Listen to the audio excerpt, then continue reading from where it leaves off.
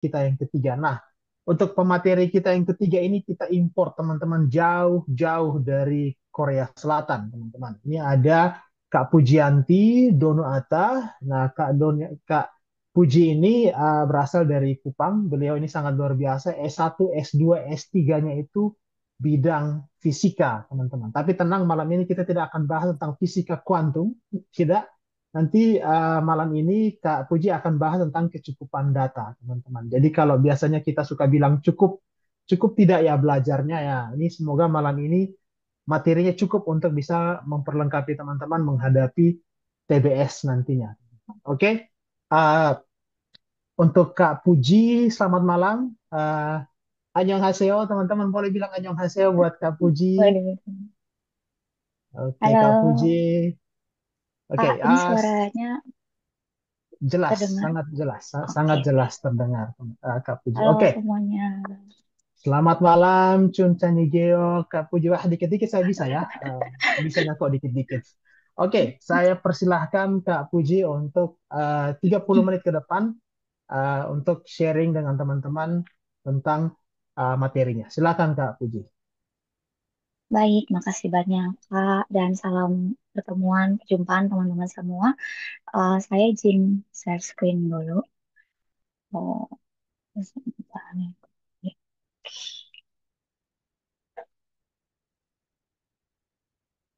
Hmm, hmm,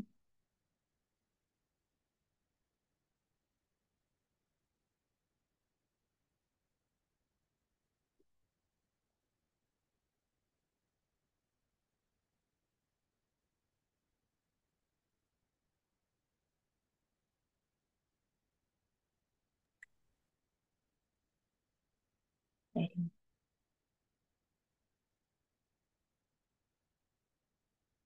Ya, oke. Sudah terlihat. Sudah. Oke, eh, terima kasih. Baik teman-teman, kita akan belajar sama-sama tentang kecukupan data. Untuk kecukupan data sendiri, waktunya ini eh, biasanya ada 9 soal dari 25 soal yang ada. Nah, untuk 9 soal ini, itu dia diberikan dua pertanyaan.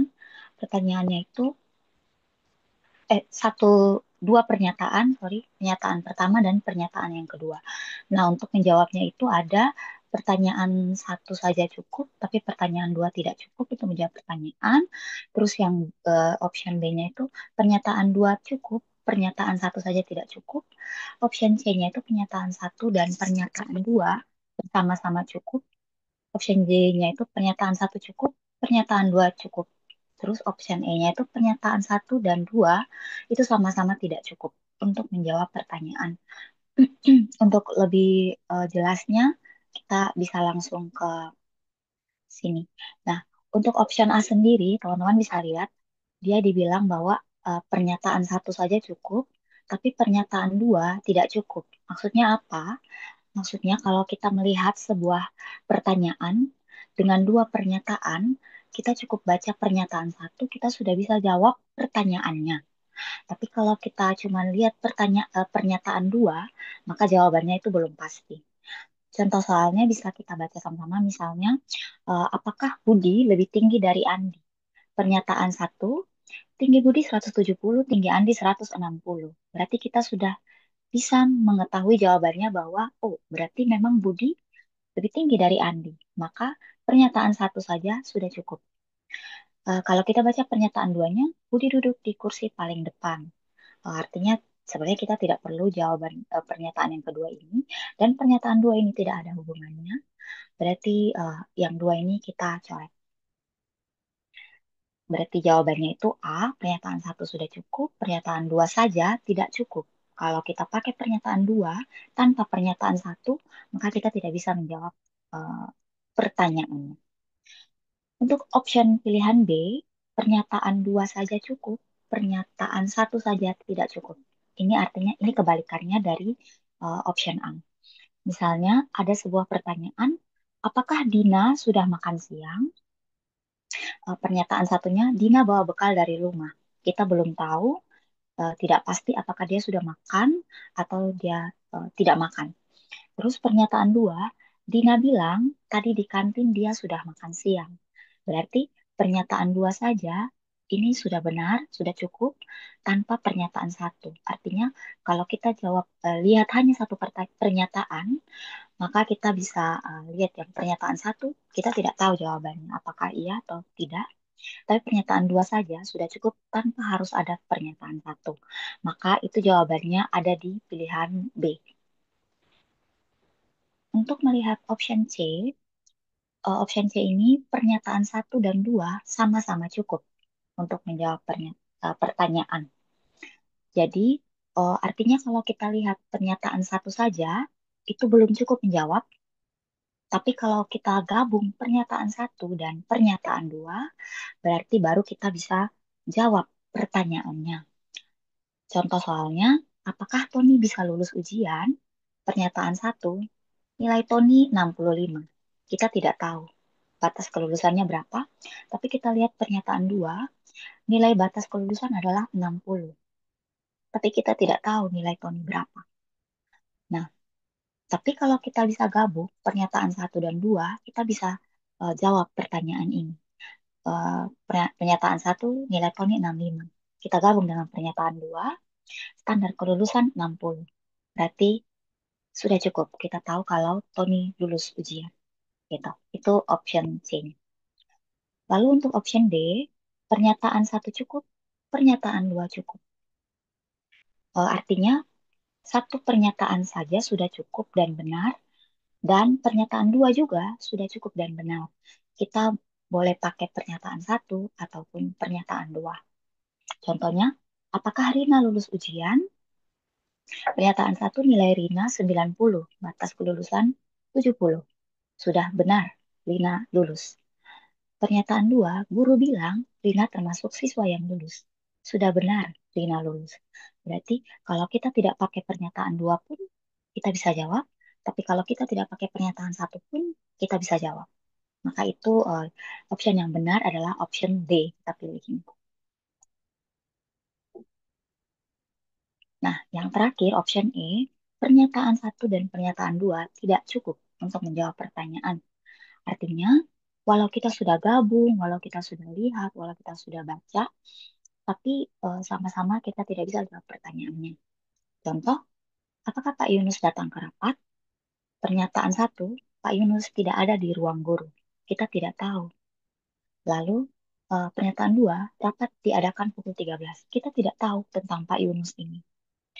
Maka, kalau kita gabung pun, Pak Yunus tidak ada di ruang guru pagi ini, dan rapat diadakan pukul 13, sama-sama kita tidak tahu di mana Pak Yunus. Maka jawabannya adalah E. Pernyataan satu dan pernyataan dua tidak cukup untuk menjawab pertanyaan. Nah, untuk lebih jelasnya kita langsung latihan soal. Nah, ini ada 3 soal, teman-teman. Kita mulai dengan nomor satu. Kalau misalnya sudah ada teman-teman yang bisa jawab, bisa langsung open mic. Pertanyaan nomor satu, berapakah nilai dari X? Pernyataan satu, X adalah bilangan bulat. Pernyataan dua, X dikuadratkan adalah 25. Eh, ada yang tahu jawabannya? Yang nomor A, satu B, itu, C, D, E. iya Kak, pernyataan dua saja cukup, tapi pernyataan satu tidak cukup untuk menjawab pertanyaan. Hmm, pernyataan dua saja cukup, tapi pernyataan satu saja tidak cukup. X adalah bilangan bulat, kita tidak tahu berapa nilainya. X dikuadratkan adalah 25.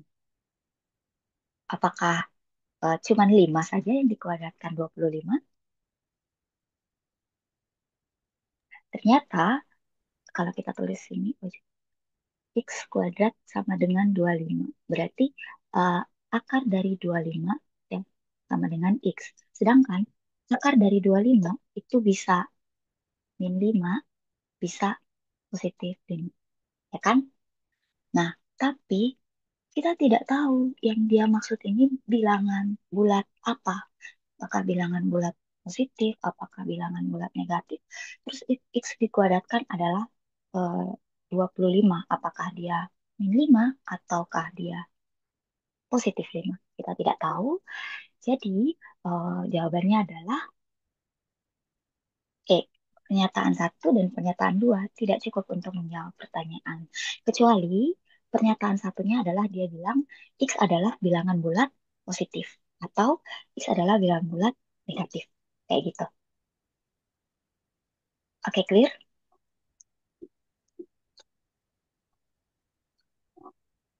Ya, betul. E. Nah, kita lanjut ke nomor 2. Nomor 2, berapakah nilai dari P tambah Q? P adalah E, bilangan ganjil, Q adalah bilangan prima. Bu. E, betul, betul. Jadi bilangan ganjil kita tidak tahu jumlahnya berapa. Bilangan prima pun kita tidak tahu jumlahnya berapa. Sehingga kita bisa jawab pertanyaannya yang ini E, yang ini juga E. Oke, ya kita lanjut ke nomor 3. Nomor 3, ada pertanyaannya, apakah bilangan bulat N adalah bilangan genap? Pernyataan 1, N habis dibagi 4. Pernyataan 2, N adalah kelipatan 6.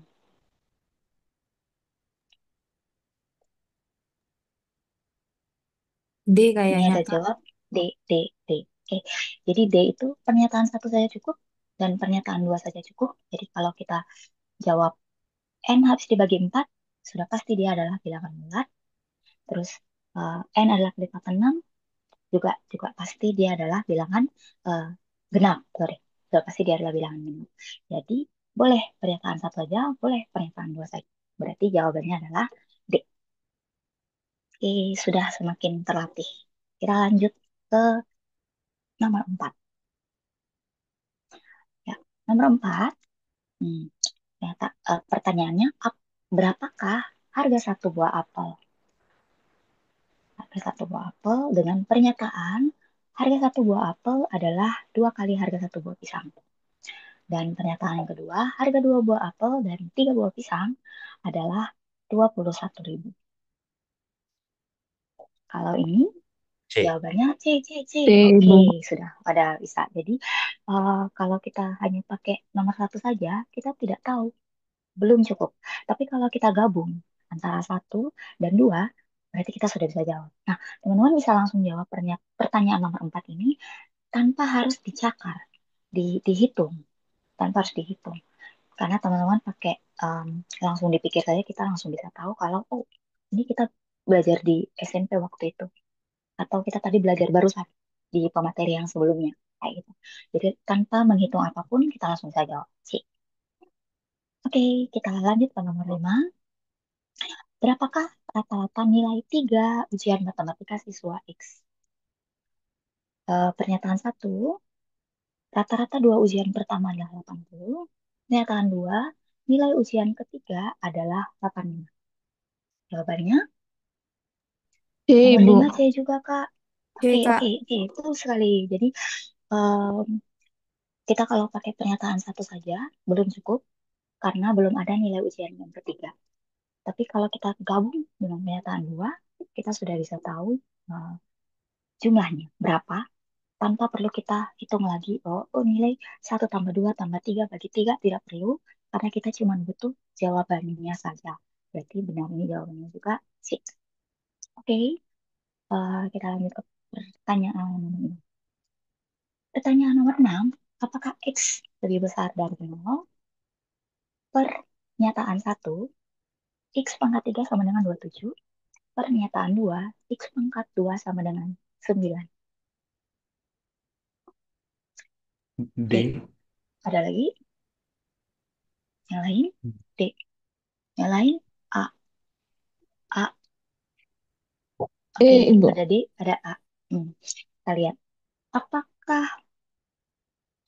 eh apakah A? Apakah D?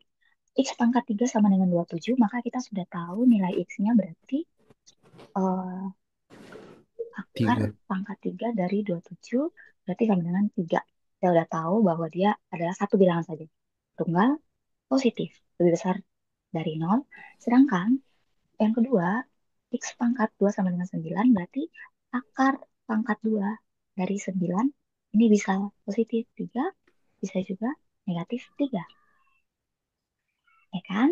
Berarti yang nomor 2 bisa mungkin salah karena ada min 3-nya. Min 3 itu lebih kecil dari 0. Berarti jawabannya adalah A. Jadi Ya pernyataan itu satu sih saja kalau sudah ini cukup. kan webinar-webinar gratis gitu ya. Ya pasti kan orang-orangnya ya dipilih lah gitu ya. Ya, betul sekali. Webinar gratis. Iya Ya. tuh. Ya, jadi untuk pernyataan satu cukup.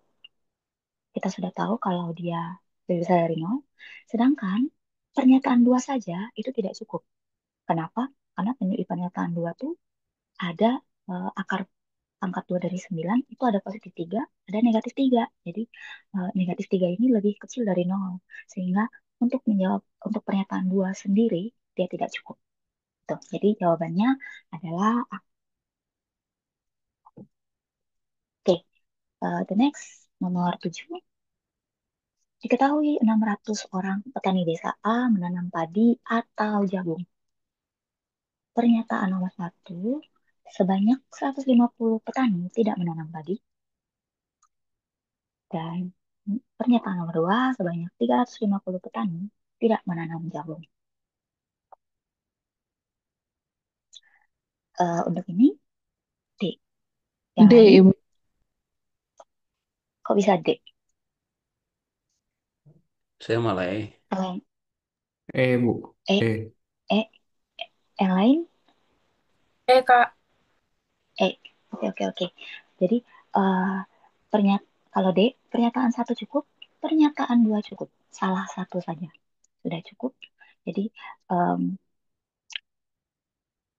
ya, jadi kita bisa tahu sebanyak 150 petani tidak menanam padi. Atau sebanyak 350 petani tidak menanam jagung. Terus, pernyataan satu dan pernyataan dua tidak cukup untuk menjawab pertanyaan. Gitu. Jadi, kalau kita bisa, kalau kita yang menjawab D, kenapa bisa menjawab D? Cukup satu pertanyaan saja untuk menjawab eh, satu pernyataan saja untuk menjawab pertanyaan. Dan yang untuk jawab kenapa jawab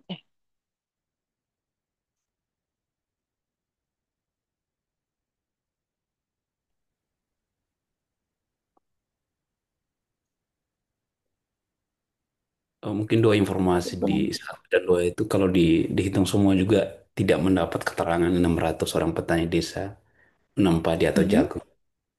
mhm. Jadi jawabannya E. Benar Oke. Boleh, oh ini. Oh, 150 tambah 350, 500. Seluruhnya 600. 100-nya belum tahu kemana. Nah, tapi kalau kita yang jawab D, kenapa jawab D?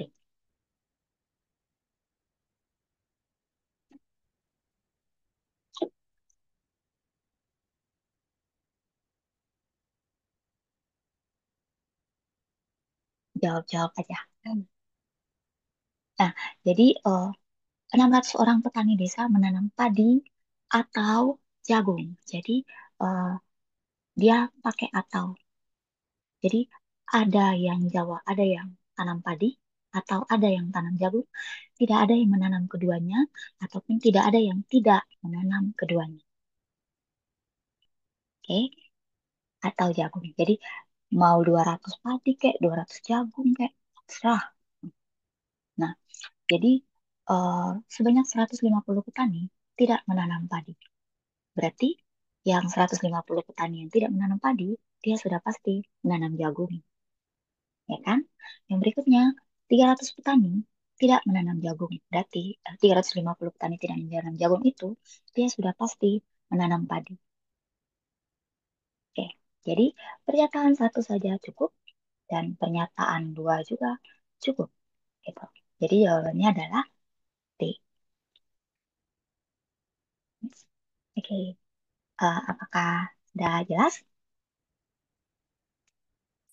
Jelas, Ibu. Semoga, oke, Jelas. terima kasih. Selanjutnya yang saya menyiapkan 8 dari 9 pertanyaan. Pertanyaan yang terakhir sekarang, berapakah nilai X tambah Y? Untuk pernyataan satu, diketahui X kurang Y sama dengan 3. Dan pernyataan 2, diketahui X kuadrat kurang Y kuadrat sama dengan 9. Apakah jawabannya A, B, C, D, E? Jawabannya ini C, C, C, E, E, E.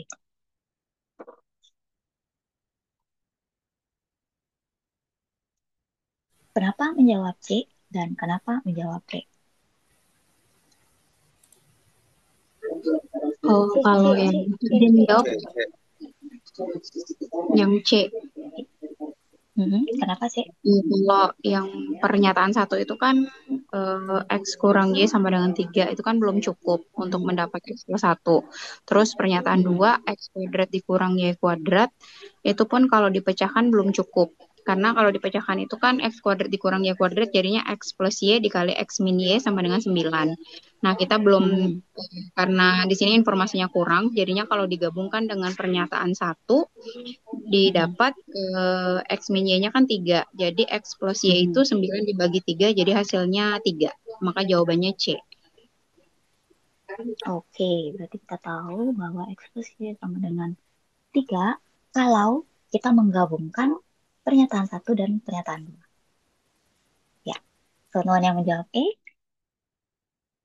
mengapa menjawab E? Pernyataan satu saja.